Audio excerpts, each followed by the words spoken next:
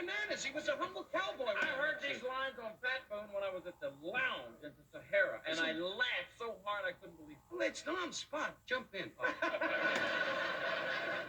Dom, you want to tell us about the first episode? Well, I'll tell you, I'm afraid to mention it, but I'm going to mention it because actually NBC finally has admitted that people use bathroom, toilet. Okay? Right. And that's what our first episode, is about that. When I got the script, see, Carl Reiner, Bill Persky, and Sam Benoff, sent me this stuff. And I said, it's all about a toilet. And my sister Olive, played beautifully by Beverly Sanders, by the way, gets her foot caught in our toilet. Aren't you going to say anything? No, it's Just going to keep talking. No, Okay. it's interesting. And we have to buy a toilet. It's interesting. It is? Yeah, I got news. Hey, you got to believe in it. I mean, if this is an idea of what America's going to do, we're in trouble. You're going to come out with a seat around your neck and pretend you're a peppermint. I saw you shooting that episode, and it's Did you very really? funny. That's very funny.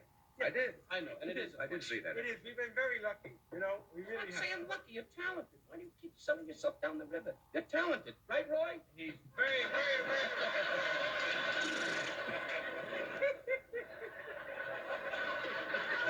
Anyway, we got terrific people. Kathleen Freeman plays my mother, and she's wonderful. We got Win Irwin, plays my brother-in-law, who has not worked in 4 years. He's fantastic. And Jack Knight plays my best friend. Is he still there? Yeah. You know, the other. I told him. I heard he was lonely, though. In the commissary, I went over and said hello to him, and I said, hello. He says, get away from me, you know? And the whole commissary dropped. Forks were dropping everywhere. You know, What he says, connect what? Calm. You know Calm as I that you can. always walked up to me. Yes. And we've known each other a lot of years. A long time. And he walks up to me in the commissary. Now, John, you know that's the kiss of death. In this NBC commissary, the Now, food alone. Wait, I gotta tell you, set the up food. with Wait. In other words, everybody in the building has lunch at the same time, so the room is rather crowded. Every table is filled with people talking in this tone of voice and saying, "Well, I don't know. It seems like it's gonna rain." They're taking little things out of their eyes. It's quiet, you know. Okay. So then I go up to him. Okay. Tell me. I'm eating and tell exactly. And what I did you do? came up and I said, "Would you like to insult me?" Is what I said to him. And I turned around and said, Don, will you leave me alone? I'm with Pete. How do I know if the show's going to be a hit? Go away. Don't get Roy Steen. That's right. There's humor in that. That's why you're from the Midwest standing around on the highway going, hey, this pimple will go away? You're great, Ed. Just sit there in the end like a big log waiting to go downriver. Does your wife deal with you on this level, or are you? We have 2 kids, so she... What was that? He was on one of the rides at Disneyland. Who do you suspect? You're rolling, Roy.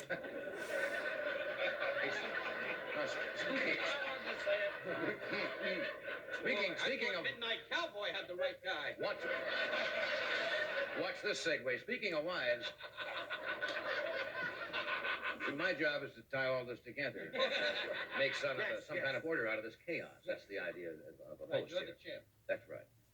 Now you've been working long hours. I work a lot of hours. I work 9 to 7, 9 to 10. That's a lot of hours for me. Poor baby.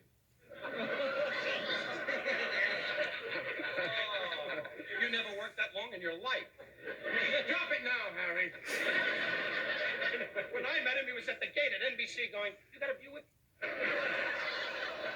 Now he's worried about the hours. Go ahead. I don't see. But does this affect your home life at No, all? I get it.